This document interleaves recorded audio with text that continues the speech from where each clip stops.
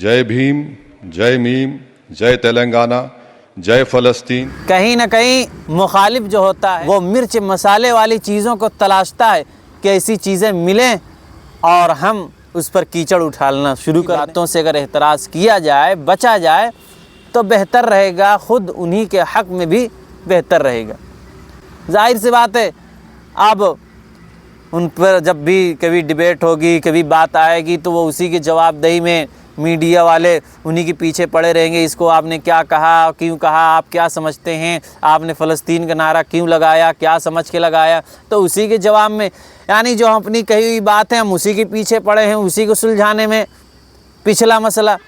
यानी आगे बढ़ना है तो हमें ऐसे काम होने चाहिए कि बात भी अपनी साफ़ हो, काम भी साफ़ हो। अस्सलामु अलैकुम वरहमतुल्लाहि वबरकातुहू। मोहतरम नाज़रीन, अभी हाल ही में कल जब MIM के लीडर सांसद असदुद्दीन ओवैसी साहब ने जब अपनी शपथ ली और उसमें ऐसे कलिमात बोले, ऐसी बात कही जिससे विवाद पैदा हुआ। वो बात क्या है आप तमामी हज़रात जानते हैं बखूबी कि शपथ लेने के बाद उन्होंने जय भीम, जय मीम, जय तेलंगाना, जय फ़लस्तीन की बात कही। जय भीम, भीमराव अम्बेडकर बाबा साहब, भाई जाहिर से बात है उन पर कोई मसला नहीं। जय मीम यानी अपनी पार्टी MIM, और उसके बाद जय मीम से ये भी मुस्लिम ये भी समझ सकते हैं। जय तेलंगाना अपना स्टेज, इस पर कोई बात नहीं। लेकिन जब ये बात हुई कि जय फ़लस्तीन, तो ये नारा एक विवाद पैदा कर दिया और BJP नेताओं में एक खलबली मच गई। वो परेशानियों में हो गए। और ऐसा होता भी कि जब असद साहब ऐसे ही जब 2019 के इलेक्शन हुआ उसमें शपथ ली जा रही थी, जब असद साहब आगे बढ़े तो जय श्री राम के नारे, जब इस तरह की बात सामने आती है तो जाहिर से बात है उनके उठने पर, उनके शपथ लेने पर जब इस तरह के कलिमात कहे जाएंगे जो जाहिर से बात है उनको नापसंद है और हम सभी को पसंद है। भाई जय श्री राम हम नहीं कह सकते हैं, ना हमारा ईमान अक़ीदा ये कहता है। तो उस पर यह है कि BJP नेताओं में जब खलबली मची कि जय फ़लस्तीन के ज़रिए एक उन्होंने पैगाम भी दिया और अपने मुखालिफ को जवाब भी दिए। लेकिन इसमें बात समझने की है कि इस बात में, इस नारे में जय फ़लस्तीन में दो रुख हैं। एक तो रुख ये है कि जैसे बहुत सारे लोग इस बात को सराहते भी हैं और मानते भी हैं। हज़रत मौलाना सज्जाद नुमानी साहब ने भी इस नारे को पसंद किया और बताया कि भाई मुसलमान के तशख़्ख़ुस को यानी ये बरक़रार रखे हुए हैं। इस तरह की बातें कहीं आप देख सकते हैं, पढ़ सकते हैं। और इसी तरह कि बहुत सारे लोगों ने इस बात को सराहा कि वाह क्या बब्बर शेर है कि असद साहब ही हैं जो इस तरह की बेबाकी से बोल सकते हैं। अल्लाह ने कितना निडर बनाया है, कितना हौसला दिया है कि अपने मुसलमान होने को और अपने ईमान को वहाँ पार्लियामेंट भी ज़िंदा रखा है और अपनी बात कही है। तो इस तरह के लोग मानते हैं। और लेकिन दूसरी तरफ जो बात आती है वो ये कि जय फ़लस्तीन के नारे से इसमें और विवाद पैदा होता है।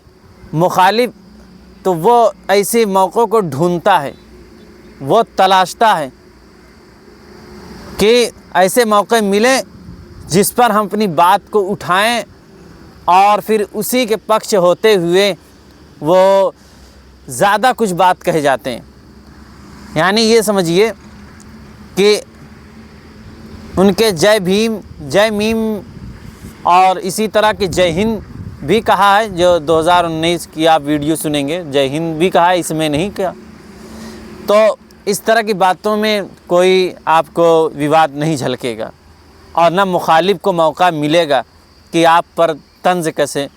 لیکن جب اس طرح کے جب نعرے ہوئے تو اس میں اپنے بھی بہت سارے لوگ ہیں جو اس بات کو ناپسند کرتے ہیں کہ حقیقت میں انہی چیزوں سے ہندوتوا کا بڑھاوا ہو جاتا ہے کہ بھائی غیر جب یہ سمجھے گا کہ وہ ایک اکیلا تنہا اس طرح کی بات کہہ سکتا ہے تو وہ بھی یہ سمجھیں گے کہ ہم ہندوستان میں رہ کے ہم اس ہندو کو راشٹر کیوں نعرہ کیوں نہ لگائیں، تو ان کے حوصلے بھی اس پر بلند اور ہو جاتے ہیں۔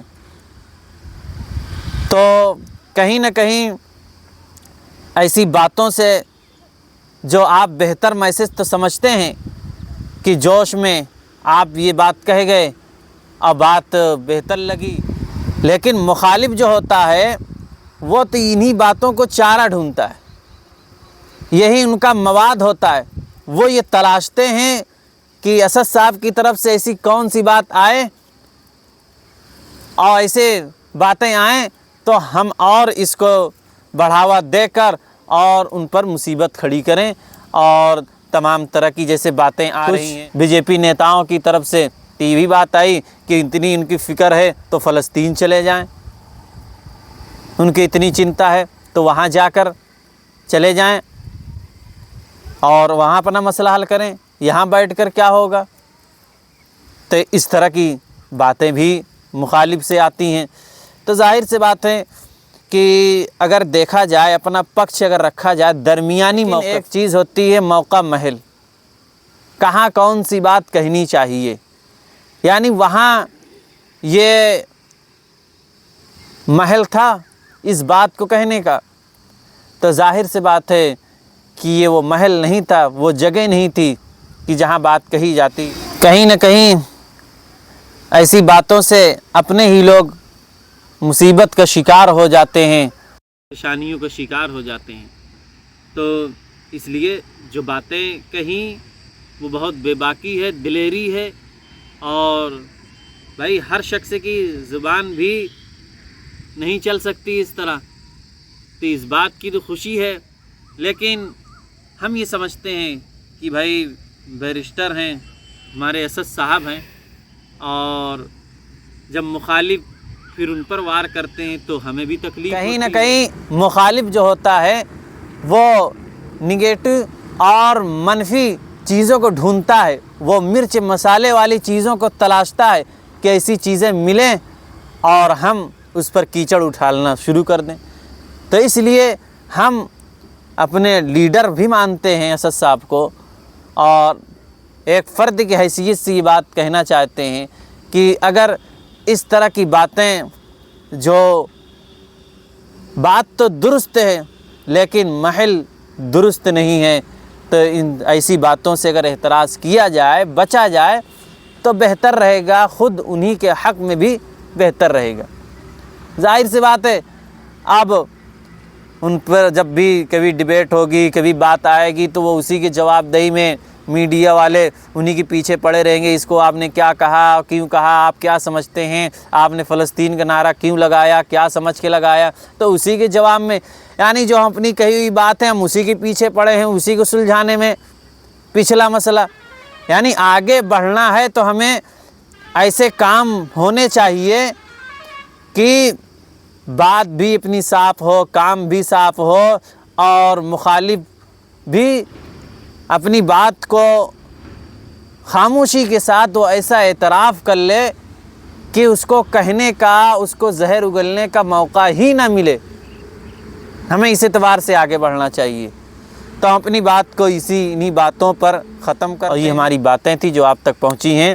جو باتیں ہیں آپ اس پہ اپنی رائے بھی دے سکتے ہیں کمنٹ میں کہ آپ دو گروہوں یعنی صرف تعریف کر رہے ہیں یا صرف ان کے خلاف یہی بات کہہ رہے ہیں کہ انہوں نے غلط کہا, ان کو بالکل نہیں کہنا چاہیے, یا پھر درمیانی موقف اختیار کر رہے ہیں. ہمارے درمیانی موقف, بات ان کی صحیح لیکن محل ان کا درست نہیں, اور پھر وہ ایک لیڈر ہیں, ان کے ایسی باتیں اگر نہ کہیں گے تو ان کو مستقبل میں آگے بڑھنے کے لیے زیادہ فائدہ مند ہوگی یہ ساری چیزیں.